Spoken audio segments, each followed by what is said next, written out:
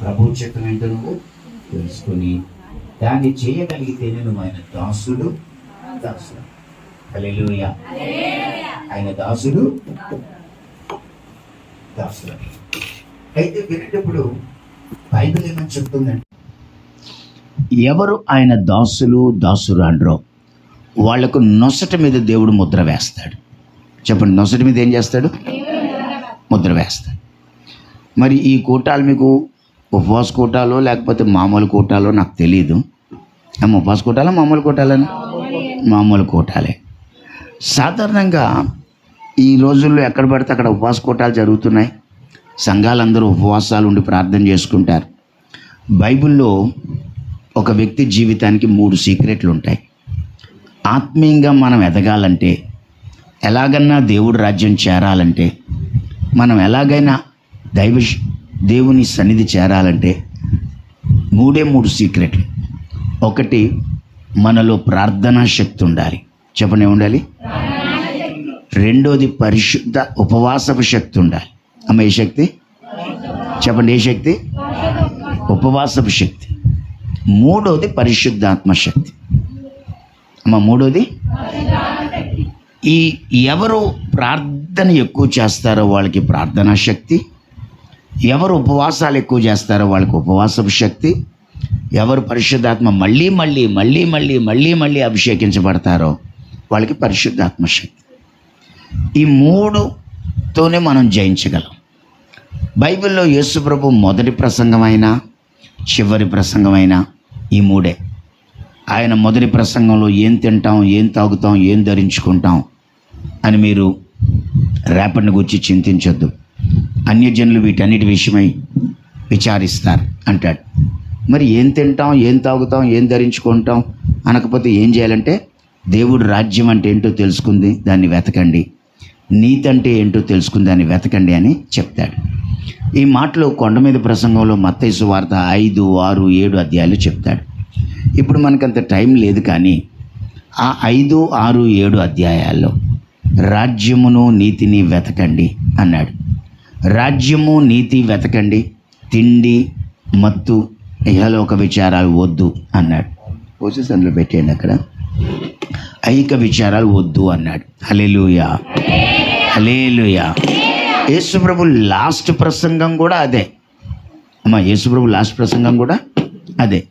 ఏంటి యేసుప్రభు లాస్ట్ ప్రసంగం అంటే, ఆ లాస్ట్ ప్రసంగంలో కూడా ఆయన లూకాసు వార్త 21వ అధ్యాయం చేస్తారా ఎవరన్నా?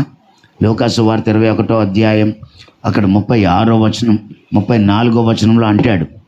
లూకా సువార్త 21:34, మీ హృదయములు ఒకవేళ తిండి వలన, మత్తు వలన, ఐహిక విచారముల వలన మందముగా ఉన్నందున ఆ దినం అకస్మాత్తుగా మీ మీదికి ఉరి వచ్చినట్టు రాకుండా మీ విషయమై మీరు జాగ్రత్తగా ఉండండి. ఇక్కడ కూడా చూడండి, మన హృదయాలు, ఆత్మీయ జీవితాలు చల్లారిపోవడానికి 3 కారణాలు: తిండి, మత్తు, ఐహిక విచారం.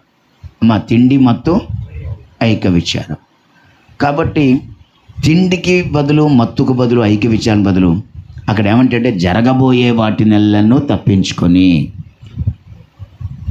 మనుష్య కుమారుని ఎదుట నిలవబడుటకు శక్తి గలవారగునట్లు. చెప్పండి, ఏమన్నాడు అక్కడ? అందరు చెప్పండి, ఏమన్నాడు? జరగబోయే వాటినెల్లను తప్పించుకునే శక్తి కావాలి. యేసయ్య ఎదుట నిలబడడానికి కూడా శక్తి కావాలి. ఈ శక్తి కోసం ఏం చేయమన్నాడు? ఎల్లప్పుడూ ప్రార్థన చేస్తూ, అండర్లైన్ చేసుకోండి, మీరు పెన్తో బైబిల్లో దాన్ని అండర్లైన్ చేసుకోండి. ఇది లాస్ట్ సలహా, యేసయ్య నోట్లోంచి వచ్చిన ఆఖరి సలహా ఇది. ఏంటి ఆఖరి సలహా అంటే, తిండి, మత్తు, ఐహిక విచారానికి బదులు, తిండి, మత్తు, ఐహిక విచారానికి బదులు ఎల్లప్పుడూ ప్రార్థన చేయొచ్చు, మెలకువగా ఉండండి అన్నాడు. తిండి అంటే, తిండికి బదులు అంటే ఉపవాసం, మత్తుకు బదులు అంటే అభిషేకం, ఐహిక విచారానికి బదులు అంటే ప్రార్థన. సో దీన్నే ఎల్లప్పుడూ ప్రార్థన, మెలకువ అన్నాడు. మెలకువ అంటే ఉపవాసం, ఎల్లప్పుడూ అంటే ఆత్మపూర్ణులై ఉండడం. హల్లెలూయా. అమ్మా, ఎల్లప్పుడు అంటే ఏంటి? ఆత్మపూర్ణులై ఉండడం. కాబట్టి ఇప్పుడు బైబిల్ ఏమని చెప్తుందంటే ఎల్లప్పుడూ ప్రార్థన చేయొచ్చు, మెలకువగా ఉండాలి. సో మీకు అర్థమైందో లేదో, 3 సీక్రెట్లు చెప్పండి. ఎన్ని సీక్రెట్లు? గట్టిగా చెప్పాలి. ఎన్ని సీక్రెట్లు? 3 సీక్రెట్లు. ఆ 3 సీక్రెట్లు ఏంటి? తిండికి బదులు చెప్పాలి మీరు. అమ్మా, తిండికి బదులు ఉపవాసం. తిండికి బదులు ఏంటి? గట్టిగా చెప్పండి. తిండికి బదులు మత్తు. అంటే త్రాగుడు మత్తే కాదు, ఏదో ఒక మత్తు. చదువు మత్తు, ప్రేమ మత్తు, డబ్బు మత్తు, పిల్లల మత్తు, భర్త మత్తు, పొలం మత్తు, ఉద్యోగం మత్తు, కులం మత్తు, రాజకీయ మత్తు, ఏదోటి కావచ్చు. మత్తుకు బదులు అభిషేకం. పరిశుద్ధాత్మ చెప్పండి. పరిశుద్ధాత్మ అభిషేకం. ఏం తింటాం, ఏం తాగుతాం, ఎలా బ్రతుకుతాం అని రేపటి గురించి చింతించొద్దు అని చెప్పాడు. దాని బదులు రాజ్యాన్ని, నీతిని వెతకండి అన్నాడు. ఇప్పుడేమంటున్నాడు అంటే, ఇది యేసయ్య మొదటి ప్రసంగంలో ఏమి తిందుమో, ఏమి త్రాగుదుమో, ఏమి ధరించు, అది మొదటి ప్రసంగం. యేసయ్య చివరి ప్రసంగం ఏంటి? మీ హృదయాలు ఒకవేళ చెప్పండి. చదివారు కదమ్మా, 34లో చదివారు కదా. మీ హృదయాలు ఒకవేళ, అందరు చెప్పండి ఏంటవి? తిండి వలన. ఇది లాస్ట్ ప్రసంగం అయింది. సో ఆయన మొదటి ప్రసంగంలో చెప్పినా, లాస్ట్ ప్రసంగంలో చెప్పినా, ఎన్ని రకాలుగా చెప్పినా 3 చెప్పాడు. ఒకడికి బాగా పంట పండింది, నా ప్రాణమా తిను త్రాగు, ఈ 3. నోవహు దినాల్లో జనాలు చచ్చిపోవడానికి ఈ 3 కారణం. ఎక్కడ రాస్తుంది? లూకా 17:26 చూడండి. లూకా సువార్త 17:26. కూర్చో కూర్చో, కింద కూర్చో, అల్లరి చేయకు, చదవమ్మా.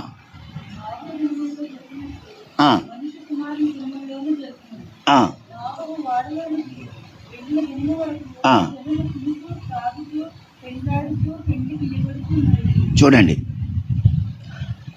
ఇంకా చదివేసే. అంతలో జలప్రళయం వచ్చి నాశనం చేసేసి. ఇప్పుడు జనాలు చచ్చిపోవడం కారణం 3. వారు తినుచు, త్రాగుచు, పెండ్లాడుచు, పెళ్లికి ఇచ్చుచు ఉండిరి. తిండి, మత్తు, ఇహలోక విచారాలు. కోట్ల మంది చచ్చిపోయారు ఆ టైంలో. తర్వాత నోవహు దినాల్లో కోట్ల మంది చచ్చిపోతే సొదొమ గొమొర్రాలు అనే 2 జంట నగరాల్లో లక్షల మంది చచ్చిపోయారు. వాళ్ళు ఎందుకు చచ్చిపోయారో తెలుసా? ఈ 3 కారణం. చదవండి. ఆ 3 ఏంటి? మళ్ళీ అక్కడ కంటిన్యూ చేయండి. లోతు. కొంతమంది బైబిల్ చూడట్లేదు అసలు, ఇంకా డిస్టర్బెన్స్గా ఉన్నారు. ఇంకా వదిలేయాలి, పిల్లల్ని వదిలేయాలి. పిల్లల చూస్తాం, పిల్లల్ని పట్టించుకుంటూ ఉండకూడదు. వాళ్ళ ఆట ఆడదే, వాళ్ళ పాట ఆడదే. మనసు పెట్టి బైబిల్లో మనం ఏం చదువుతున్నామో చూడాలి. ఇది తలంపులు అట్టి ఇటు పరిగెట్టనివ్వకూడదు. సరే, చదవండి 27వ వచనం. లోతు దినములు జరిగినట్టే జరుగును. జనులు తినుచు, త్రాగుచు, కొనుచు, అమ్ముచు, నారు నాటుచు, ఇండ్లు కట్టుచు ఉండిరి.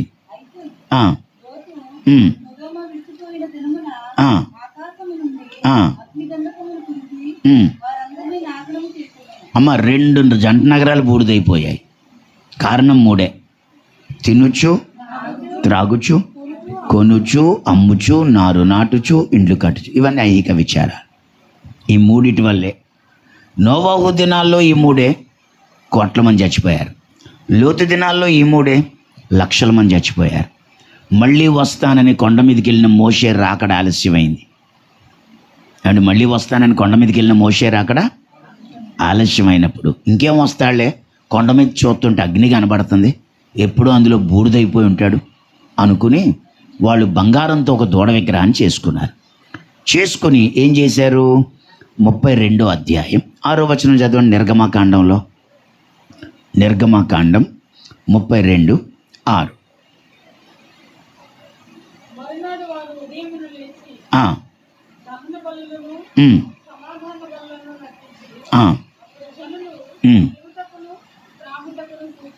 తినుటకును త్రాగుటకును కూర్చుండి ఆడుటకు లేదు. మళ్ళీ మూడే.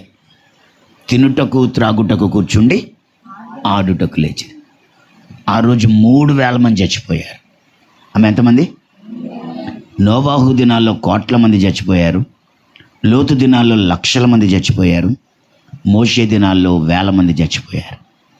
యేసుప్రభు దినాల్లో బాగా పంట పండింది. ఆ ధనవంతుడు కూడా ఈ 3 అన్నాడు. నా మనసులో అనుకుంటాను నేను తర్వాత ఏమని, నా ప్రాణమా తిను త్రాగు సుఖించు. కానీ ఈ రాత్రే నీ ప్రాణం అడుగుతున్నారని ఒక స్వరం వినబడగానే హార్ట్ అటాక్ వచ్చేసింది. కిందడిపోయాడు. ఇంటూ మోసుకుపోయారు. అందరు రోజంతా పరామర్శకు వచ్చారు. రాత్రి 12 దాటింది. పొద్దున్న చెప్పాడు కదా ఈ రాత్రి అని, మళ్ళీ రాత్రి 12ంటికి మళ్ళీ వినపడింది. వెర్రివాడా, నేను చెప్పిన ఈ రాత్రి అనే సమయం అయింది, వచ్చేయా అన్నాడు. అంతే, పోయింది మరి ప్రాణం. కాబట్టి వాడు చచ్చిపోవడం కారణం 3. నా ప్రాణమా తిను త్రాగు సుఖి. యేసుప్రభు మొదటి ప్రసంగం ఇదే, యేసుప్రభు లాస్ట్ ప్రసంగం ఇదే. బైబిల్లో నోవాహు అయినా, లోతైనా, మోషే కాలమైనా, ఏ ధనవంతుడి టైంలో అయినా అందరూ చచ్చిపోవడానికి కారణాలు 3.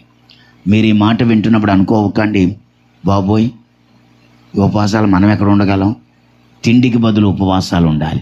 అమ్మ, తిండికి బదులు ఏమి ఉండాలి? మేము ఎక్కడ ఉండగలం అనుకోకూడదు, ఉండాలి. అదేంటి, నాకు ఒంట్లో బాగోలేదు, నేను మందులు వేసుకోవాలంటే ఆ రోజు నువ్వు తినడం బదులు తాగు కడుపు నిండా.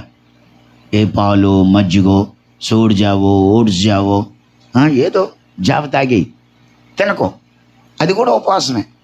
ఎందుకంటే నీకు ముసలిదానివి, నీకు ఒంట్లో బాగోదు, నువ్వు ట్యాబ్లెట్లు వేసుకోవాలి.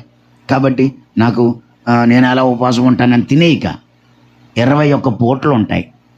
అందులో 3 పూటలు ఉపవాసం ఉండాలని బైబిల్లో రాస్తుంది. అమ్మ, వారానికి ఎన్నిసార్లు ఉండాలి? ఎవరైనా వారానికి 2 సార్లు ఉపవాసం ఉంటే వాళ్ళు పరలోకం వెళ్ళరని కూడా రాసేసాడు. బైబిల్ అలాగే రాసేసాడు. ఎవరైనా వారానికి 2 సార్లు ఉపవాసం ఉంటే పరలోకం వెళ్ళరు. ఒకసారి ఉపవాసం ఉంటే అసలు వెళ్ళరంట.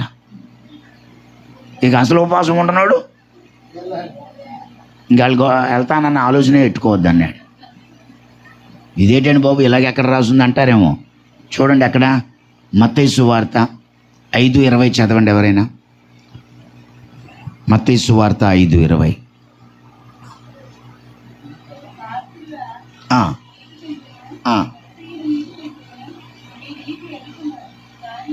శాస్త్రుల నీతి కంటే, పరిసయ్యుల నీతి కంటే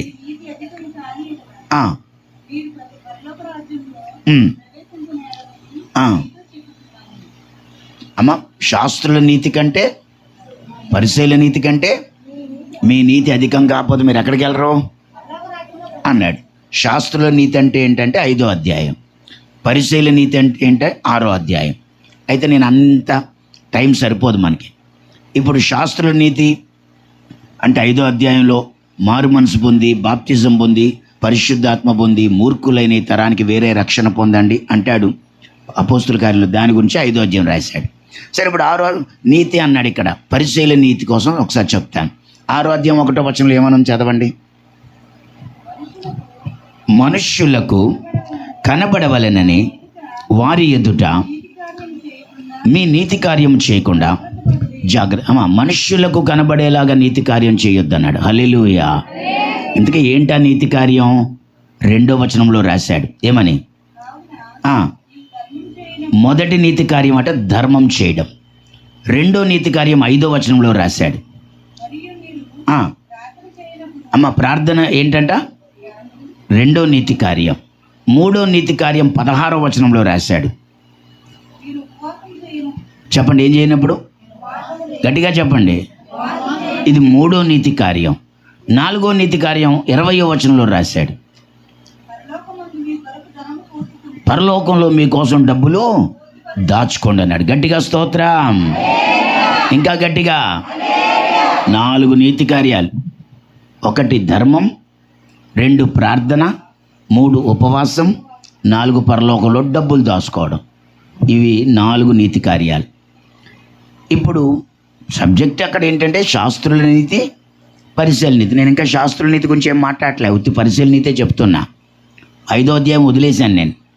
6వ అధ్యాయంలో పరిసయ్యుల నీతి ఏంటన్నది వివరించాక ఇప్పుడు పరిసయ్యుడి నీతి కంటే మీ నీతి ఏమవ్వాలి చెప్పండి, ఏమవ్వాలి? సరే, ఇప్పుడు నీతి కార్యాలు ఎన్ని చెప్పండి, ఏంటవి? ధర్మం చెప్పండి అమ్మా. పరలోకంలో డబ్బులు దాచుకోవడం. ధర్మం అనేది బీదలకి పేదలకి చేసేది. పరలోకంలో డబ్బులు దాచుకోవడం అనేదేమో దేవుడికి. మన దగ్గర 90 ఉంటుంది, మన సొమ్మది. దశంభాగం అంటేనే దేవుడిది. కరెక్ట్గా దశంభాగం ఇచ్చిన వాళ్ళు ఏమి ఇవ్వనట్టే. మా దశంభాగం కరెక్ట్గా ఇచ్చిన వాళ్ళు దేవుడికి ఏమీ ఇవ్వలేదు, ఎందుకంటే ఆయనకి ఇచ్చాం అంతే. ఆయనకి ఏమన్నా ఇవ్వాలంటే నీ దగ్గర ఎంత ఉంటుంది? 90. నీ సొమ్ము ఎంత? ప్రభు 100లో 10 తీసేస్తే ఎంత? 10 అయింది. 10 ఏమో ఎవరిది? ఇచ్చావు నువ్వు. ఇప్పుడు నీది ఎంత ఉంది? అందులోంచి నువ్వు ఏమన్నా ఇస్తే రాసుకుంటాడు ఆయన, నాకు ఇచ్చిందని. అంతేగాని దశంభాగం కరెక్ట్గా ఇచ్చినోడు దేవుడికి ఏమి ఇవ్వలేదు. సరే, ఆ గొడవ అక్కడ పక్కన పెడితే ఇప్పుడు ప్రార్థన, ధర్మం, ప్రార్థన, ఉపవాసం, పరలోకంలో ఈ 4 నీతి కార్యాలు. ఇప్పుడు పరిసయ్యుడి నీతి ఏంటో చూద్దాం. లూకా 18వ అధ్యాయం 9వ వచనం చదవండి. లూకా సువార్త 18వ అధ్యాయం 9వ వచనం.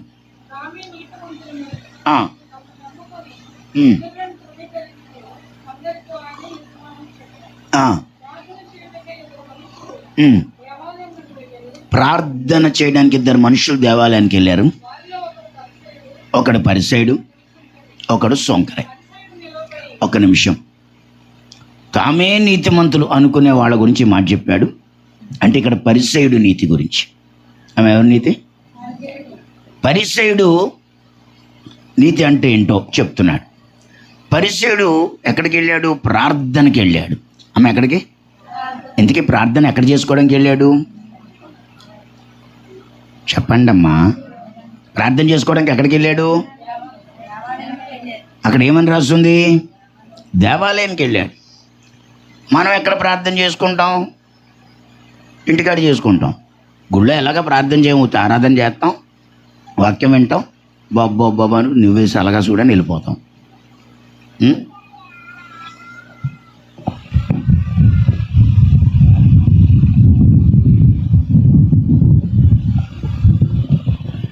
కాబట్టి మనం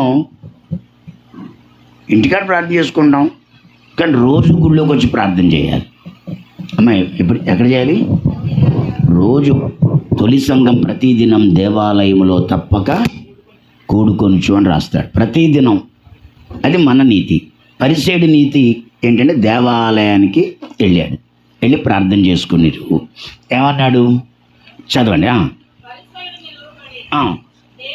దేవా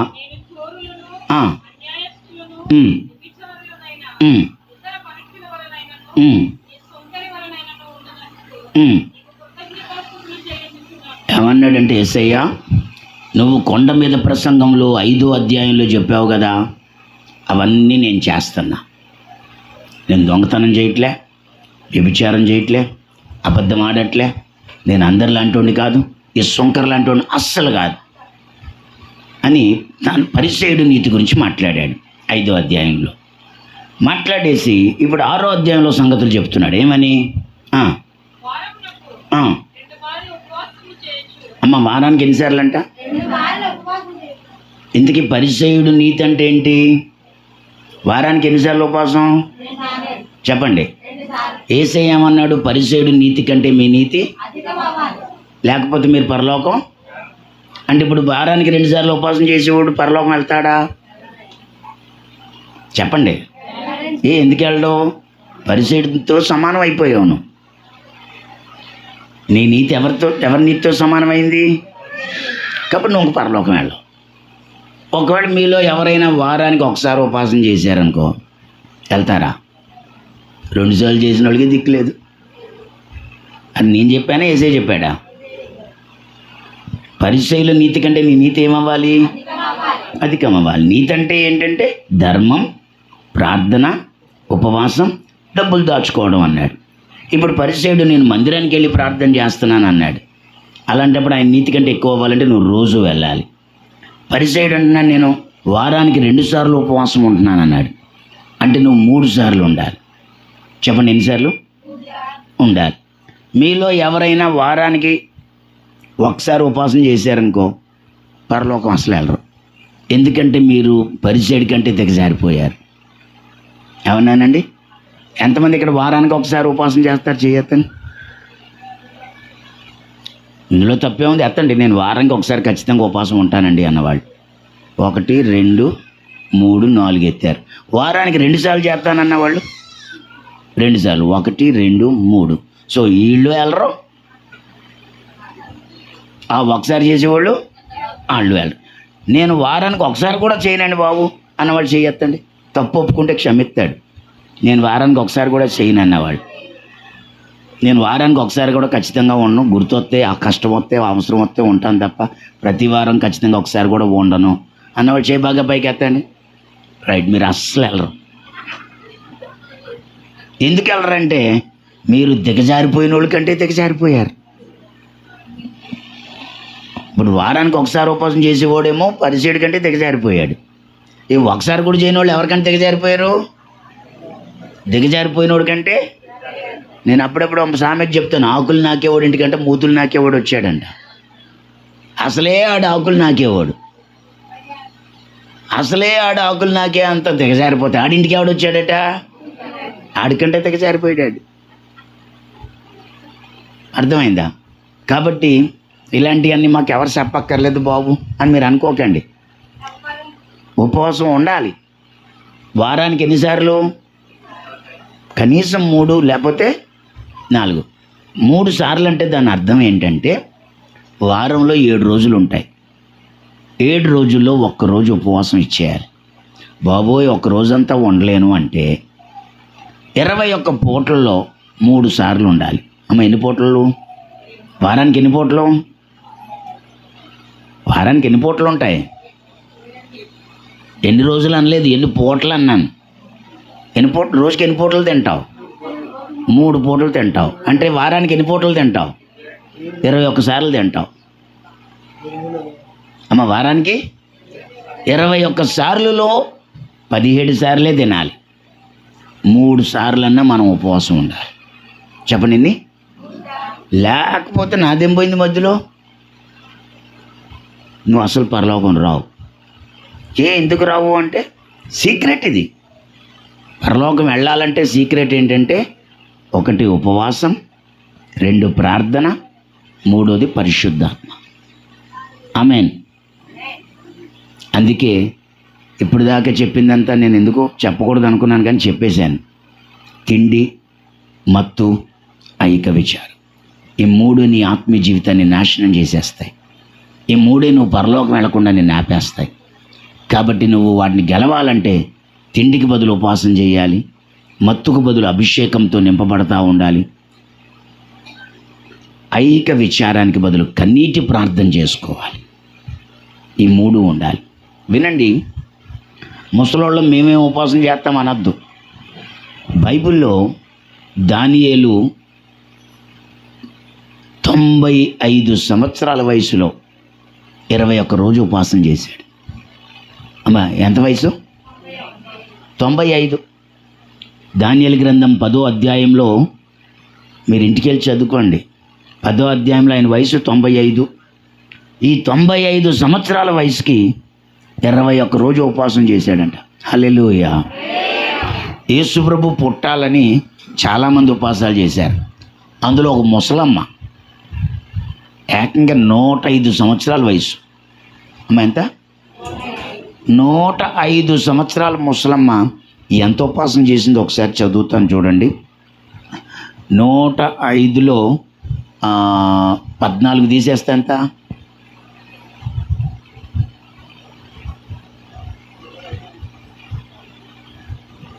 105లో 14 తీసేస్తే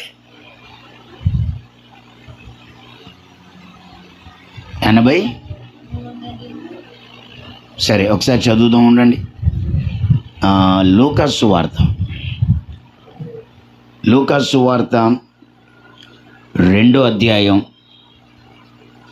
2వ అధ్యాయంలో 36 వచనం చదవండి.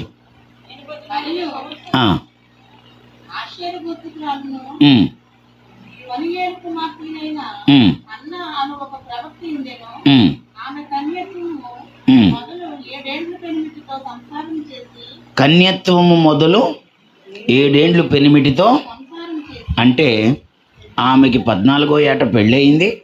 21వ సంవత్సరంలో భర్త చచ్చిపోయాడు. 21వ సంవత్సరంలో భర్త చచ్చిపోతే బహుకాలము గడిచినదై 84 సంవత్సరముల విధవరాలయ్యింది. ఎన్ని సంవత్సరాలు విధవరాలు? 84 ఇప్పుడు 84, 21 ఎంత? 105. ఎంతమ్మా? ఇప్పుడు వయసు ఎంత? 105. 105 సంవత్సరాల వయసు వచ్చే వరకు ఈ 84 సంవత్సరాలుగా విధవరాలై ఉండి దేవాలయం విడవక ఉపవాస ప్రార్థనలతో రేయింబగళ్ళు సేవ చేయుచు ఉండెను. హల్లెలూయా. అమ్మా, ఎవరికైనా వినబడిందా? ఈవిడ యేసుప్రభు పుట్టేటప్పటికి ఎంత? ఈవిడ వయసు 105. అప్పటికి 84 సంవత్సరాలుగా విధవరాలట. 84 సంవత్సరాలుగా దేవాలయంలో ఉందట. 84 సంవత్సరాలుగా ఉపవాసాలంట, ప్రార్థనలంట, మందిరం వదలలేదంట. యేసయ్య పుట్టాలని రాకడ కొరకు, యేసుప్రభు పుట్టుక కొరకు ప్రార్థన చేస్తాం. మీరు ఒకవేళ అనుకోవచ్చు, విశేషమైన ఉపవాసాలు అవసరమా? దేవుడు ఒక్కొక్కరితో ఒక్కొక్క ఉపవాసం చేయిస్తుంటాడు, అవసరమా అని మీరు అనుకోవచ్చు. యేసయ్య పుట్టడానికి 105 సంవత్సరాల ముసల్ది. మందిరం వదులుతలేదు, ఉపవాసం మాంతలేదు, ప్రార్థన మాంతలేదు, ఆవిడికి సేవ వదులుతలేదు. హల్లెలూయా, హల్లెలూయా. 105 సంవత్సరాల ముసలితో ఉపవాసం చేయగలిగినప్పుడు 95 సంవత్సరాల ముసలోడు ఉపవాసం చేయగలిగినప్పుడు నువ్వెందుకు చేయవు? ఏమో విన్నావా? నువ్వెందుకు చేయవు? మీలో ఎంతమంది అయితే వారానికి ఒకసారి కూడా ఉపవాసం చెయ్యను అని చెయ్యెత్తారో వాళ్ళు ఈ రోజు నుంచి వారానికి 3 సార్లు ఉపవాసం ఉండండి. ఎన్నిసార్లు? మీ ఉపవాస ప్రార్థన ఎప్పుడు? కోటాలు కాదు, వారం వారం. శుక్రవారం పగలా రాత్రా? శుక్రవారం రాత్రి. కాబట్టి మీరు ఏం చేయాలంటే శుక్రవారం ఇంకా మధ్యాహ్నం తినకూడదు. మధ్యాహ్నం 12 దాటాక 1 గంట దాటాక ఇంకా తినకూడదు. టిఫిన్ తిన్నా, మధ్యాహ్నం తిన్నా, ఇంకా మధ్యాహ్నం ఉండిపోవాలి.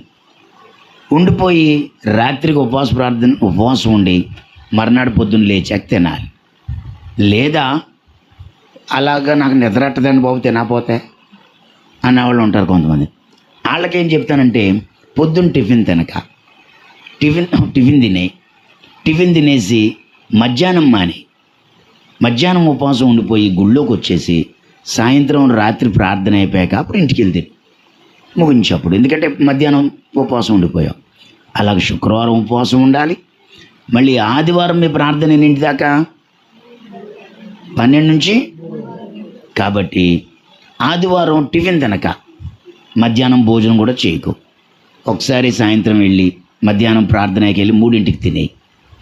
అప్పుడు దాన్ని ఒక పూట ఉపవాసం అంటారు. ఎందుకంటే 3ంటికి తినేసావుగా. లేదు పొద్దున్న టిఫిన్ తినేస్తే మధ్యాహ్నం ఇంకా భోజనం చేయకుండా అలా ఉండిపోయి రాత్రికి తిను పడుకునే ముందు, అప్పుడు ఒక పూట ఉన్నట్టు అవుతుంది. సో ఇట్లా ఆదివారం గుడయ్యేదాకా ఉపవాసం ఉండు. మళ్ళీ మంగళవారం గొలుసు ప్రార్థనలు ఏవో ఉంటాయి, మంగళవారం ఉపవాసం ఉండు. ఇలా వారాల్లో శుక్రవారం, ఆదివారం, మంగళవారం 3 పూటలు ఉండి చాలు, పరలోకం వెళ్ళిపోతావు. ఎక్కడికి చెప్పండి? ఎక్కడికి? నన్ను దేవుడు ముసలిదాన్ని నన్ను ఎందుకు తీసుకెళ్తలేదు, నన్ను ఎప్పుడు తీసుకెళ్తాడు అంటున్నారు కొంతమంది ముసలివాళ్ళు ఇక్కడ. ఇంకా తీసుకెళ్తలేదు, ఎన్నాళ్ళు ఉండేలాగా గోడ అట్టుకుని కుర్చీ అట్టుకుని అంటున్నారు. పోన్లే, మంచం పట్టుకుని ఉండలేదు కదా, సంతోషమే. కానీ మీరు కూడా ఉపవాసం చేయాలండి. ఎలా చేయాలండి బాబు అంటే ముసలిది మరి బైబిల్లో చేసిందిగా, ముసలోడు చేశాడు కదా బైబిల్లో. నువ్వెందుకు చేయలేవు? నేనేమంటానంటే పాలు పడితే పాలు తాగాయి, పాలు పడవంటే మజ్జిగ తాగాయి, పాలు మజ్జిగ పడవంటే ఏ మజా బాటిల్ తెచ్చుకుని తాగాయి. బాబోయ్ అది తాగినా నాకు కుదురు ఉండదా అంటే జావ చేసుకో, సోడు జావ చేసుకుని తాగాయి, అందులో మజ్జిగ కలుపుకుని తాగాయి, ఓట్స్ జావ చేసుకుని తాగాయి, లేకపోతే ఏదో జ్యూస్ తాగి ఆ పూటకే. కానీ తినకం, తాగు, కొండ పగిలేలాగా తాగాయి, నా గడ్డి ఏంటి, కానీ తినకం. ఎందుకు అంటే అదొక ఉపవాసం. ఉపవాసాల్లో రకాలు ఉంటాయి. అందరూ వింటున్నారమ్మా? అమ్మ వింటున్నారా? ఉపవాసాలు ఏముంటాయి? అంతేగాని ఇంక నీ బతుకు ఏక తింటమే తప్ప ఉపవాసం ఉండటం తెలదంటే ఇంక 7 పూటలు తింటమే, 7 రోజులు. సోమవారం తింటమే, మంగళవారం తింటమే, బుధవారం తింటమే, గురువారం తింటమే. ఇంక అలా తింటా వెళ్ళిపోతావా? పరలోకం మాత్రమే అలా. హల్లెలూయా, హల్లెలూయా. బైబిల్ చెప్పింది నీ నీతి పరిసయుడు నీతి కంటే అధికం అవ్వడం అంటే వారానికి 3 లేక 4 సార్లు ఉపవాసం చేయాలి. ఉపవాసం చేసినప్పుడు రెండోది మందిరంలోకి వెళ్ళి చేసుకోవాలి. ఎక్కడ? అందుకే మీరు ఎలాగ శుక్రవారం వస్తారు, ఎలాగ గురువారం వస్తారు, మళ్ళీ మంగళవారం వస్తారు, ఆదివారం వస్తారు, 2-3 సార్లు ఉపవాసాలు ఉండి మళ్ళీ మందిరంలోకి రండి, ప్రార్థన చేసుకోండి. రోజు మందిరంలోకి రండి. అది అసలైన ప్రార్థన. ఇక ఉపవాసపు శక్తి, ప్రార్థనా శక్తి, మూడోది పరిశుద్ధాత్మ శక్తి. చెప్పండి, ఏ శక్తి? రాకల్లో ఎత్తబడాలంటే నీకేం కావాలి? ఉపవాసపు శక్తి, ప్రార్థనా శక్తి. ఇప్పుడు యేసయ్య తన రాకడకు సూచనలు చెప్పాడు 21వ అధ్యాయంలో. ఎక్కడ? లూకాసు వార్తలో. ఏమిటి ఆ సూచనలు అంటే రాత్రి చదివాం మనం. లూకాసు వార్త 21వ అధ్యాయంలో 7వ వచనం నుంచి చదివాం. అబద్ధ క్రీస్తు వస్తాడు, ఆ తర్వాత యుద్ధాలు జరుగుతాయి, ఆ తర్వాత భూకంపాలు, కరువులు, తెగుళ్ళు, ఆకాశం నుండి భయోత్పాదములు. ఆ దినములలో వాళ్ళు మిమ్మల్ని పట్టుకుని చంపేస్తారు, శ్రమల పాలు చేస్తారు, సహోదరుల చేత, బంధువుల చేత. ఉందా అక్కడ? సహోదరుల చేత ఏమని ఉంది? ఇంకా సహోదరుల చేతను, బంధువుల చేత, స్నేహితుల చేత మీరు అప్పగించబడతారు. అక్కడ మీ ఓర్పు చేత మీ ప్రాణములను దక్కించుకుంటారు అని చెప్పాడు కదా. చెప్పి అప్పుడు కింద లాస్ట్ సలహా ఇచ్చాడు 34వ వచనంలో. లాస్ట్ సలహా ఏమని ఇచ్చాడంటే, మీ హృదయాలు తిండి వలన, మత్తు వలన, ఐహిక విచారాల వల్ల మందముగా ఉన్నందున ఆ దినము అకస్మాత్తుగా ఉరి వచ్చినట్టు మీ మీదికి రాకుండా మీ విషయమై మీరు జాగ్రత్తగా ఉండండి. ఎందుకంటే భూమి అందంతటా చదవండి, భూమి అందంతటా నివసించి వారందరి మీదికి ఆ దినము అకస్మాత్తుగా వచ్చును. కాబట్టి మీరు జరగబోవు వీటిని ఎల్లను తప్పించుకొని మనుష్య కుమారుని ఎదుట నిలవబడుటకు, ఏమగుటకు? అందరు చెప్పట్లేదు అమ్మా. శక్తి గలవారు అగునట్లు ఎల్లప్పుడూ ఎల్లప్పుడూ అంటే ఆత్మపూర్ణులై. ప్రార్థన అంటే కన్నీటి ప్రార్థన, మెలకువ అంటే ఉపవాసం. ఇప్పుడు బైబిల్ భాషలో మెలకువ అంటే ఉపవాసం. బుద్ధి లేని స్త్రీలు, బుద్ధి కలిగిన స్త్రీలు కొందరు మెలకువ ఉన్నారు, కొందరు నిద్రపోతున్నారు. అంటే ఉపవాసం లేరు వాళ్ళు. కాబట్టి తిండికి బదులు ఉపవాసం, మత్తుకు బదులు అభిషేకం, ఐహిక విచారానికి బదులు ప్రార్థన. ఇవే ఆయన చెప్పిన ఆఖరి సలహా. ఈ సలహా మీకు అర్థమైతే బైబిల్లో ఉపవాసం మీద ఏకంగా ఒక పుస్తకం ఉంది. అది యోవేలు గ్రంథం. ఈ యోవేలు గ్రంథంలో 3 అధ్యాయాలు ఉంటాయి. ఈ 3 అధ్యాయాల్లో కూడా ఏం చెప్తాడు అంటే, ఒకటి, మీరు ఉపవాసం ఉండండి. 2, కన్నీళ్లతో రోదనతో ప్రార్థన చేయండి, అప్పుడు నేను మీకు పరిశుద్ధాత్మనిస్తా అంటాడు యోవేలు గ్రంథంలో. 3 అధ్యాయాలు కూడా 3 ముక్కలే. అప్పుడు మీరు రాకడలో ఎత్తబడతారు అంటాడు. హల్లెలూయా. రాకడలో ఎత్తబడతారంటాడు. చదువుతారు ఒకసారి యోవేలు గ్రంథం 2వ అధ్యాయం 14వ వచనం చదవండి. ఒక్క నిమిషం. కాదు 14 కాదు 12 చదవండి.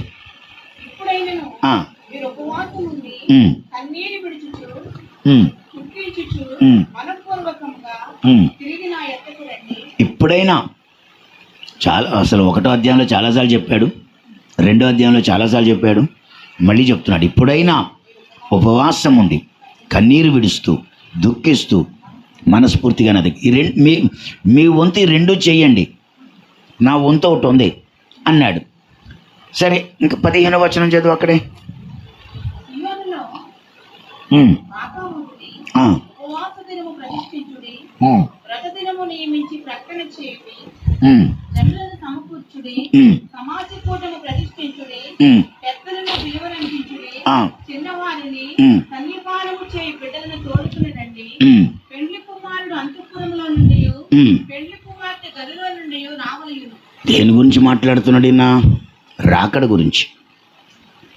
పెళ్లి కుమారుడేమో అంతఃపురంలోంచి వస్తాడు, పెళ్లి కూతురేమో గదిలోంచి రాడు. గదిలో ఏం చేస్తుంది ఆవిడ? ఉపవాసం ఉండి, ఏమన్నాడు అక్కడ?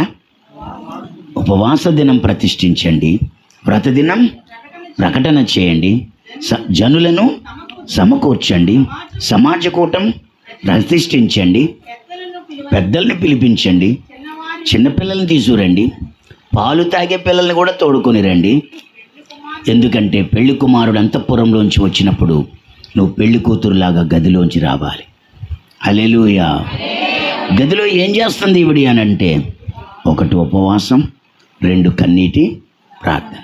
ఈ 2 నీ వంతు నువ్వు చేస్తే నా వంతు నేను అప్పుడు మీకు ద్రాక్షారసము ఇస్తాను, తొలకరి వర్షం ఇస్తాను, మీ గానుగులకు పైగా ద్రాక్షారసం ప్రవహిస్తుంది.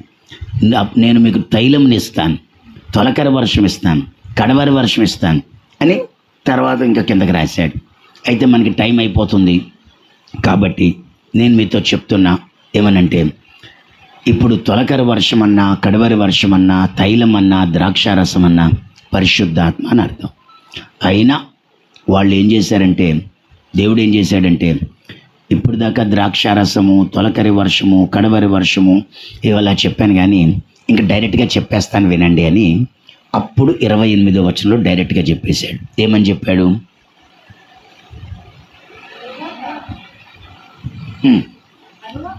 తర్వాత నేను సర్వజనుల మీద, అమ్మ ఏమన్నాడు?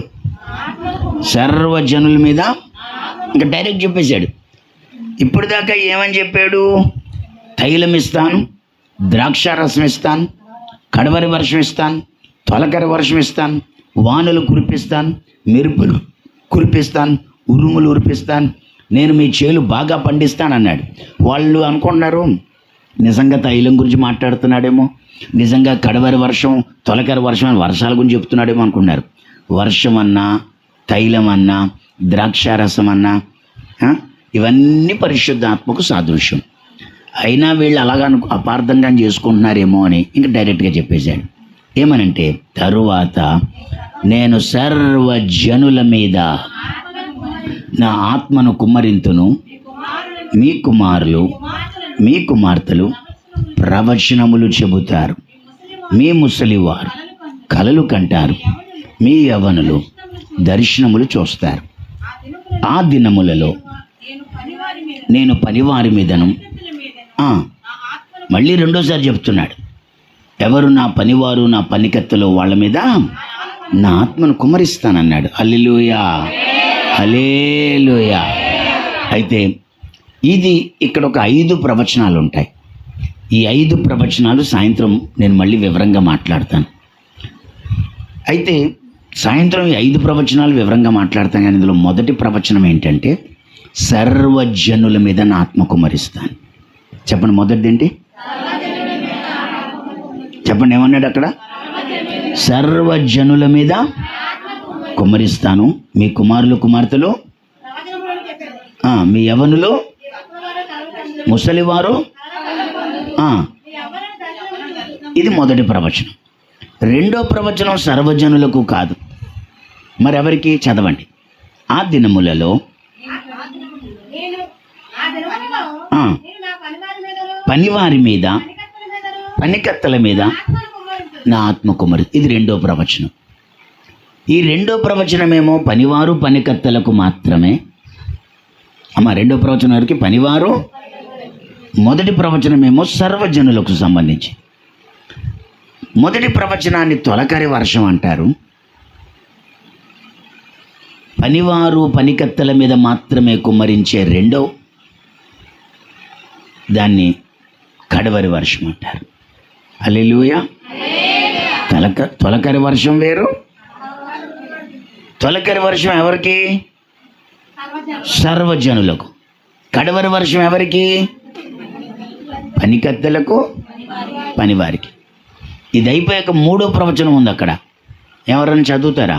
మరియు ఆ, ఆకాశమందును, ఉమ్, భూమి యందును ఉమ్, మహత్కార్యములను ఆ, అనగా ఉమ్, రక్తమును, ఉమ్. అగ్నిని, ధూపకర్పములను కనపరచును. రక్తం, అగ్ని, ధూమస్తంభం అన్నాడు. పైన ఆకాశంలో, కింద భూమి మీద రక్తం, అగ్ని, పొగ, ఇవన్నీ నేను కనుపరుస్తాను. వీటి గురించి సాయంత్రం చెప్తాను నేను. కానీ ప్రస్తుతానికి తొలకరి వర్షం, కడవరి వర్షం అనేవి రెండు వాగ్దానాలు. మీ వంతు మీరు రెండు పనులు చేయండి, నా వంతు నేను నా ఆత్మను మీకు ఇస్తాను అన్నాడు ఆ రోజుల్లో. ఇప్పుడు ఈ వాగ్దానం ఎప్పుడు నెరవేరిందంటే అపోస్తుల కార్యాలు 2వ అధ్యాయంలో పెంతెకోస్తు పండగ వచ్చింది. పెంతెకోస్తు పండగ రోజు అందరూ పరిశుద్ధాత్మతో నింపబడిపోయారు. అందరూ పరిశుద్ధాత్మతో నింపబడిపోయినప్పుడు ఇదేంటి వీళ్ళు ఏదేదో మాట్లాడుతున్నారు, తాగేశారేమో అనుకున్నారు. అప్పుడు పేతురు లేచి నిలబడి ఏమన్నాడంటే 2వ అధ్యాయం, అపోస్తుల కార్యం 2వ అధ్యాయంలో 15వ వచనం చదవండి.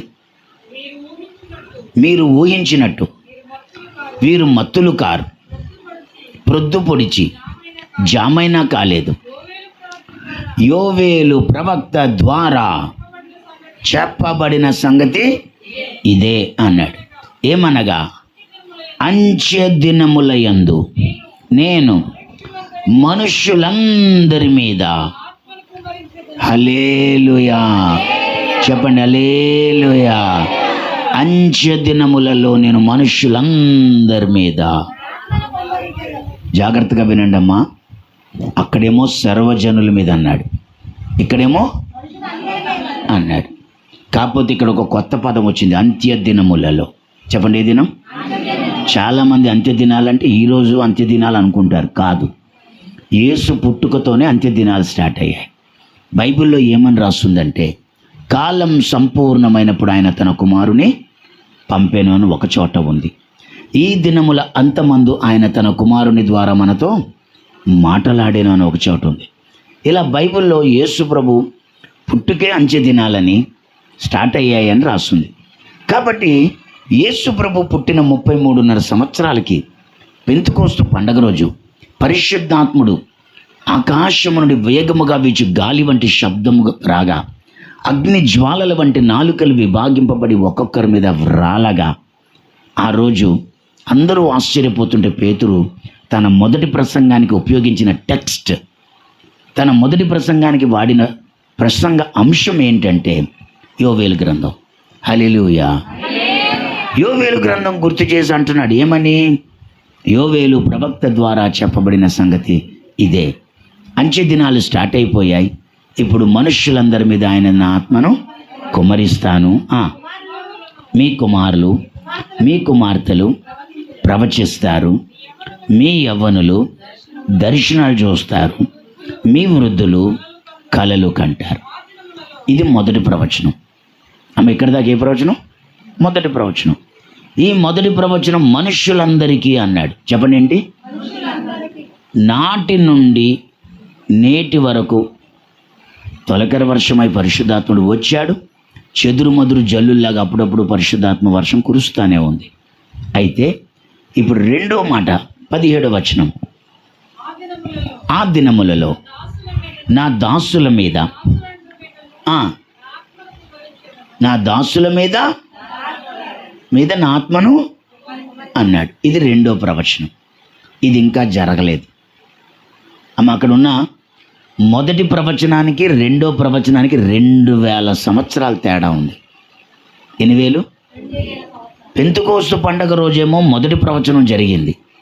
అప్పటి నుంచి ఇంకా రెండో ప్రవచనం జరగలే. ఇప్పుడు జరుగుతుంది అది. ఏంటి రెండో ప్రవచనం అంటే, ఎవరు నా దాసులో, ఎవరు నా దాసురాండ్రో వాళ్లకు మాత్రమే నా ఆత్మనిస్తాను. హల్లెలూయా. ఏమండి, వాళ్ళకు మాత్రమే నా ఆత్మను కుమ్మ, అందరికీ కాదు. ఎవరు ఆయన దాసులు దాసులు అంటారు? నిన్న చెప్పాను, ఇందాక స్టార్ట్ చేసినప్పుడు చెప్పాను. ప్రభువా ప్రభు అని పిలిచి ప్రతివాడు చేరడు. ఎందుకంటే వాళ్ళు ఆయన దాసులు కాదు. దాసుడు అంటే ఎవడు? తండ్రి చిత్తము చొప్పున చేయవాడు. నీకు తెలియాలి. You need to know God's will. మేము ఈ వారంలో 19వ తారీఖు నుంచి ప్రవక్తల పాఠశాల పెడుతున్నాం. ఎక్కడ ఎప్పుడు వినని సంగతులు వింటారు. అరే, ఎన్నాళ్ళు బైబిల్ అంతా తెలుసు అనుకున్నాను, ఎంత మోసపోయాను. అయితే బైబిల్ ఇదా అని మీ కళ్ళు పొరలిడిపోతాయి. అలా ఉంటుంది ప్రవక్తల పాఠశాల. పెద్ద పెద్ద 70 ఏళ్ల అనుభవం ఉన్న పాస్టర్లు కూడా వచ్చి మా ట్రైనింగ్లో పాలు పొందమంటాం. మేము 3 నెలలు ట్రైనింగు, సంవత్సరం ట్రైనింగ్ ఇవ్వం. 6 రోజులు. 6 రోజుల్లో 21 క్లాసులు చెప్తాం. ఆ 21 క్లాసుల్లో బైబిల్ ఇది, దేవుడి చిత్తం అంటే ఇది, దేవుడి సంకల్పం ఇది అని చెప్తాం. చెప్పేసరికి పెద్ద పెద్దోళ్ళకి కళ్ళు ఇడిపోతాయి. నేను ఇప్పుడు పొద్దున్నే లేచి తుని వెళ్ళాను. ఎందుకు తుని వెళ్ళానంటే, తునిలో నా ద్వారా రక్షించబడినటువంటి ఒక అమ్మాయి తున్నెళ్ళిపోయింది. పెళ్ళయ్యాక భర్తతో పాటు తున్నెళ్ళిపోయింది రాజమండ్రి నుంచి. తీరా తున్నెళ్ళిపోయాక తునిలో అప్పుడప్పుడు వాళ్ళ ఇంటికి వెళ్ళిన మా ఫ్రెండ్ని కూడా తీసుకుని వెళ్ళాను.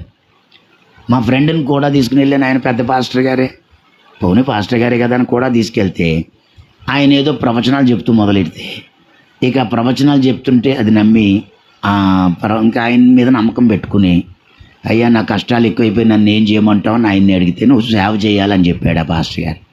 అంతే. ఇంక అప్పటి నుంచి సమర్పించేసుకుని సేవకి వాళ్ళు ఇంకా పూర్తిగా తెల్లబట్టలు వేసేసుకుని సేవకు సమర్పించుకుని సేవ చేస్తున్నారు. చాలా పెద్ద ఇల్లు, చాలా పెద్ద మందిరం, బోల్డ్ డబ్బు, వాళ్ళకి బోల్డ్ సంపాదించారు వాళ్ళు. ఇప్పుడు సేవ చేస్తున్నారు. కానీ వాళ్ళకి అపోస్తుల బోధ తెలియదు. ఆ పాస్టర్ గారిని నమ్మేసుకుని ఆయన వెనకాల తిరుగుతున్నారు. ఆయన చెప్పలేదు, ఇంకా వచ్చి బైబిల్ ట్రైనింగ్ చేయండి అన్నాడు, బీటీహెచ్ చేయండి అన్నాడు. హైదరాబాద్ వెళ్ళి మేము ఎక్కడ బీటీహెచ్ చదువుతాం, మాకు అవుతుంది ఏంటి అని ఆగిపోయారు. పిల్లలు పెద్దవాళ్ళు అయిపోయారు, చదువులు అయిపోయినాయి, పెళ్ళిళ్ళు అయిపోయినాయి. తీరా పెళ్ళిళ్ళు అయిపోయాక వీళ్ళు ఇంకా కష్టాల్లోనే ఉన్నారు. అంటే నేను చెప్పాను మీకు, వాక్యం తెలియదు, మీరు సహవాసంకి రారు, కుర్తిలో పడ్డ ఎలకలా కొట్టుకుంటారు. దేవుడి చిత్తం ఏంటో తెలీదు. అక్కడ ఏమంటాడంటే, ప్రభువా ప్రభు అని పిలిచి ప్రతివాడు పరలోకం ప్రవేశింపుడు కానీ నా తండ్రి చిత్తం చొప్పున చేయవాడు అని వెంటనే కింద వచనాల్లో అంటాడు. ఆ దినమున అనేకులు నా యొద్దకు వచ్చి, నీ నామములో దెయ్యములు వెళ్ళగొట్టలేదా, నీ నామములో ప్రవచనాలు చెప్పలేదా, నీ నామంలో అద్భుతాలు చేయలేదా అంటారట. అసలు వాళ్ళు ప్రవచనాలు ఎలా చెప్పారు? దేవుడు వరమిస్తేనే కదా. దెయ్యాలు ఎలా వెళ్ళగొట్టారు? దేవుడు అధికారం ఇస్తేనే కదా. వాళ్ళు అద్భుతాలు ఎలా చేశారు? దేవుడు శక్తి ఇస్తేనే కదా. పరిశుద్ధాత్మ శక్తి లేకుండానే వాళ్ళు దెయ్యాలు వెళ్ళగొట్టారా? దెయ్యాలను వెళ్ళగొడతాయా? బయల్జెబూలు వలన ఇతడు దెయ్యములు వెళ్ళగొడుతున్నాడు అంటారు. అవుతుందా? అవ్వదు. సో ఏ దేవుడు వాళ్ళకి పరిశుద్ధాత్మనిచ్చాడో, అధికారం ఇచ్చాడో, వరాలు ఇచ్చాడో, ఇప్పుడు ఆ దేవుడే మీరెవరో నాకెన్నడూ తెలియదు, అక్రమం చేయవర్లారా అవతలకు పోండి అన్నాడు. అదేంటి? వరాలు నువ్వే కదా ఇచ్చావుంటే, అవును ఇస్తాను. నా దగ్గరికి వచ్చిన వాళ్ళందరికీ ఏది అడిగితే అది ఇస్తా. ఒకరు వచ్చి మా ఇంట్లో పెళ్ళి అవ్వాలంటే అవుతుంది, ఇంకొకరు వచ్చి నాకు గర్భఫలం కావాలంటే ఇస్తా, ఇంకొకరు వచ్చి నా రోగం తీసే అంటే ఇస్తా, ఇంకొకరు వచ్చి నా అప్పులు తీసే అంటే ఇస్తా. నువ్వెవ్వడు ఏది అడిగితే అది ఇస్తా. మీరు మాత్రం అడుక్కునే వాళ్ళు ఇంటికి వస్తే మీరెవరా? మీరు వెళ్ళే దారిలో అడుక్కునే వాళ్ళు తగిలితే మీరెవరా? ఎవరు అడిగితే వాళ్ళు ఇస్తారు. ఇచ్చినంత మాత్రాన వాళ్ళు మీ ఇంటికి వచ్చేస్తే రానిస్తారా లోనికి? చెప్పండి. మీ విషయంలో కూడా అంతే. మీకు ఆరోగ్యం అడిగారు, ఇచ్చాడు. గర్భఫలం అడిగాడు, ఇచ్చాడు. మీరు ఒకవేళ జాబ్ కావాలని అడిగారు, ఇచ్చాడు. నువ్వేది అడిగితే అది ఇస్తాడు. ఇచ్చినంత మాత్రాన ఆయనకి నీకు సంబంధం ఉందని అనుకోకు.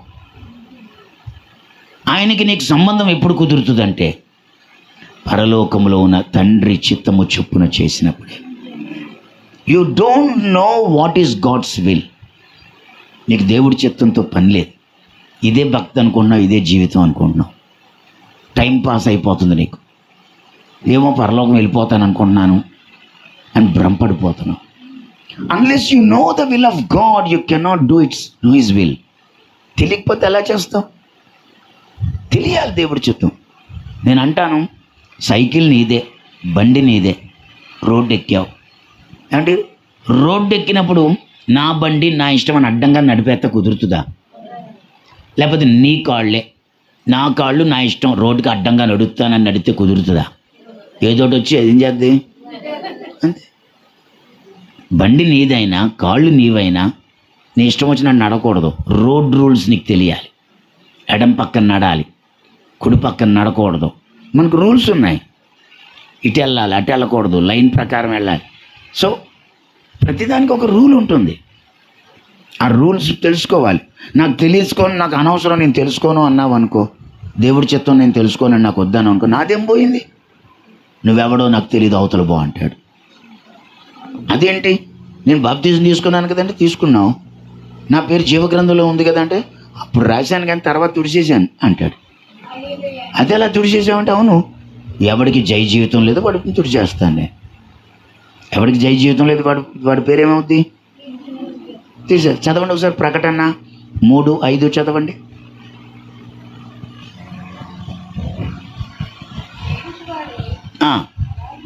జయించువాడు అలాగున తెల్లని వస్త్రములు ధరించుకుని వాడి అతని పేరు ఎంత మాత్రమును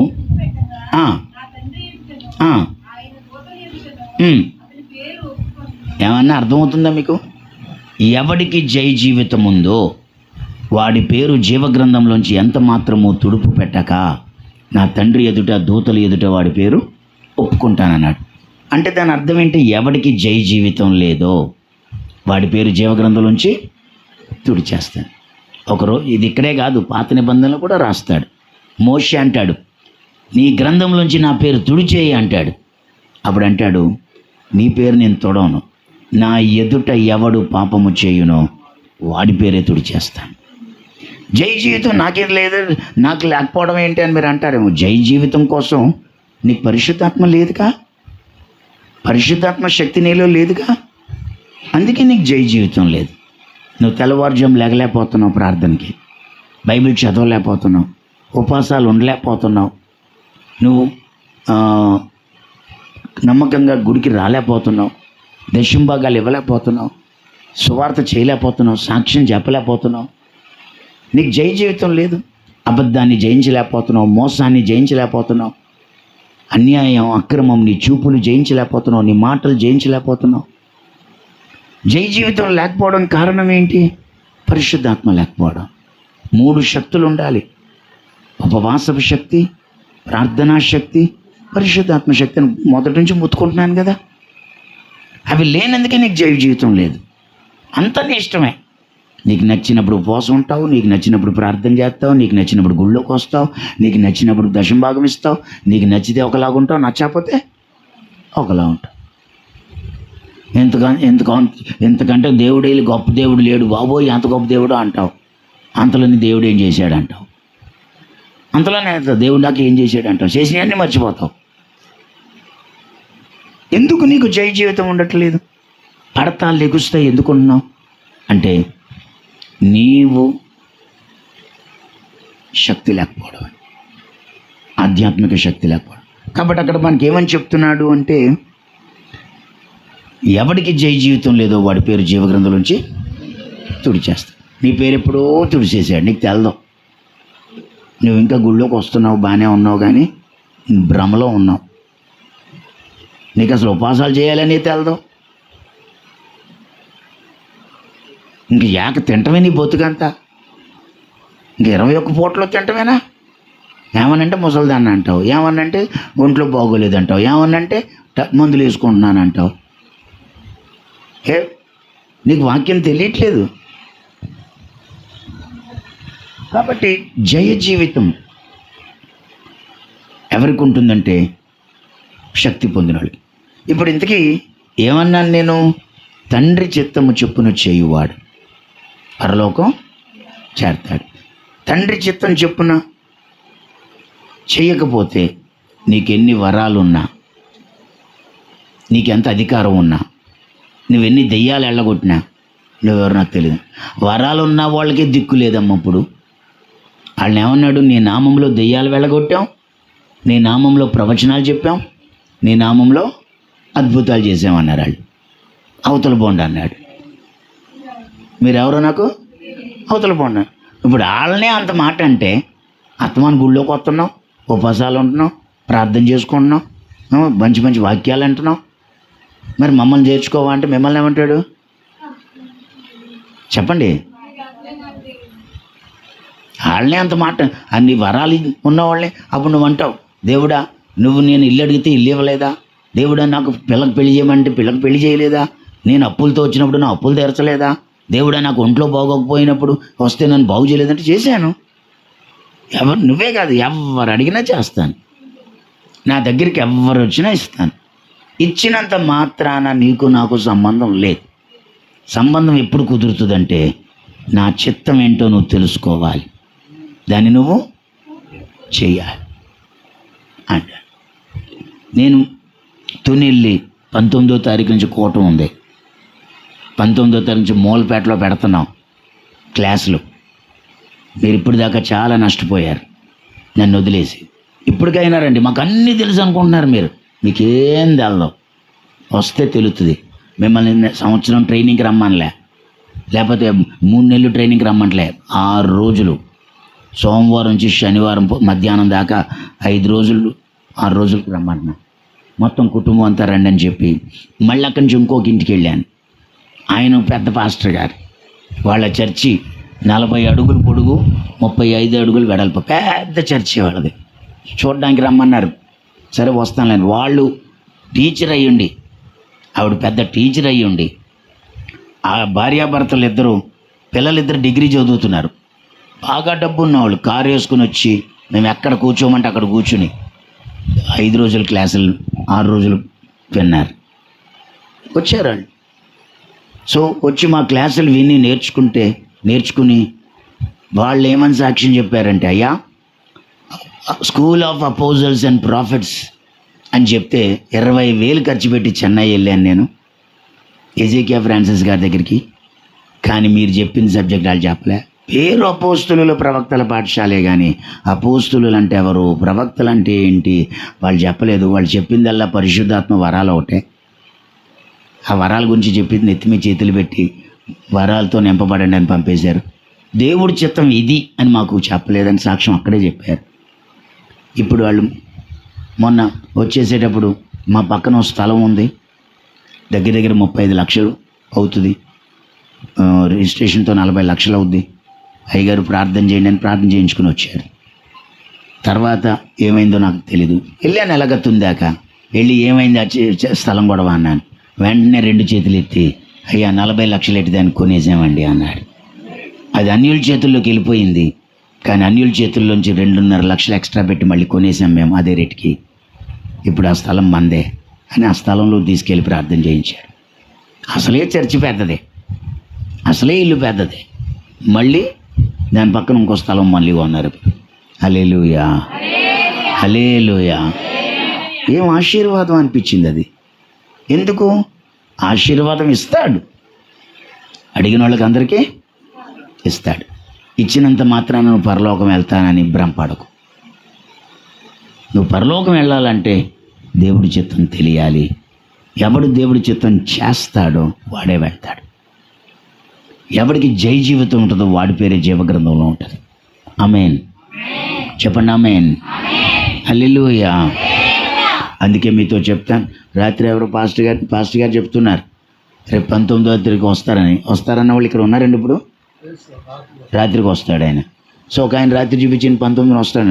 నేను అంటాను ఆయనే కాదు, మొత్తం ఏ మాత్రం అవకాశం ఉన్నా ప్రతి ఒక్కరూ పాలు పొందాలి. ప్రతి ఒక్కరూ పాలు పొందాలి. చదవడం రాయడం వచ్చి గ్రహించగలిగిన జ్ఞానం ఉన్న ప్రతి ఒక్కరూ దేవుడి చిత్తం తెలుసుకోవాలి. నాకు తెలుసుకోను అంటే ఎవ్వడికి నష్టం లేదు. నీకే నష్టం, నీకే నష్టం. హల్లెలూయా. కాబట్టి ఇప్పుడు దేవుడు సంకల్పంలో తొలకరి వర్షం వేరు, కడవరి వర్షం వేరు. తొలకరి వర్షమేమో సర్వజనులకు సంబంధించింది, కడవరి వర్షం మాత్రం ఎవరికి? దాసులకు అని రాశాడు ఇక్కడ. అక్కడేమన్నాడు?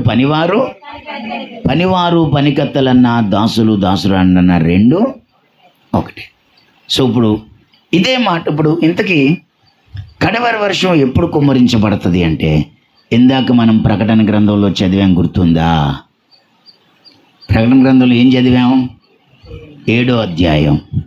7వ అధ్యాయంలో ఏం చదివాం? భూమికి 4 దిక్కులలో 4 దూతలు నిలవబడి ఉన్నారు. ఆమె ఎంతమంది దూతలు?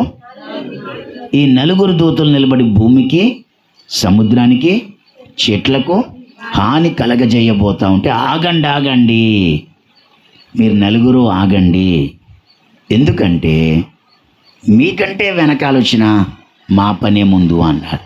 ఏంటయ్యా మీ పని అంటే, మా దేవుని దాసులకు నొసళ్ళ మీద మేము ముద్ర వేస్తాం. అమ్మ ఎవరికంటే దేవుని, ఇక్కడ కూడా దాసులే అన్నాడు. దాసులకు దేవుడు ముద్ర ఏంటి? దాసులకు నొసళ్ళ మీద దేవుడు ముద్ర అంటే, అక్కడేమో పరిశుద్ధాత్మ అన్నాడు, ఇక్కడేమో ముద్ర అన్నాడు. ఇప్పుడు ముద్ర అంటే పరిశుద్ధాత్మనా ఇంకేమన్నానా అన్నది మనకు తెలియాలి. సో ప్రకటన గ్రంథం భాషలోనేమో ముద్ర అన్నాడు, అక్కడేమో నా ఆత్మను నా దాసుల మీద, దాసులందరి మీద కుమ్మరిస్తున్నప్పుడు ముద్రించడం అన్నా ఆత్మతో నింపడం అన్నా రెండు ఒకటేనా? చదువుదాం. కొరింథీయులకు రాసిన మొదటి పత్రిక 2వ పత్రిక 1:22 చదవండి. 2 కొరింథీ 1:22. చూస్తున్నారు అందరూ? ఆయన మనకు ముద్ర వేసి మన హృదయములలో మనకు ఆత్మ అనే సంచకరువును. ఇప్పుడు చూడండి, ముద్ర వేయడం అంటే ఏంటి? ఆత్మతో నింపడం. ముద్ర వేయడం అంటే ఆత్మతో నింపడం. ఇంకా చదువుతాను చూడండి. ఎఫెసీ 1:13 చదవండి.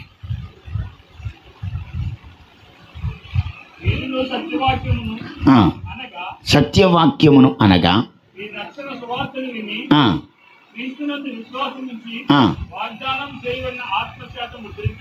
వాగ్దానము చేయబడిన అంటే వాగ్దానం ఏంటి? తొలకరి వర్షం.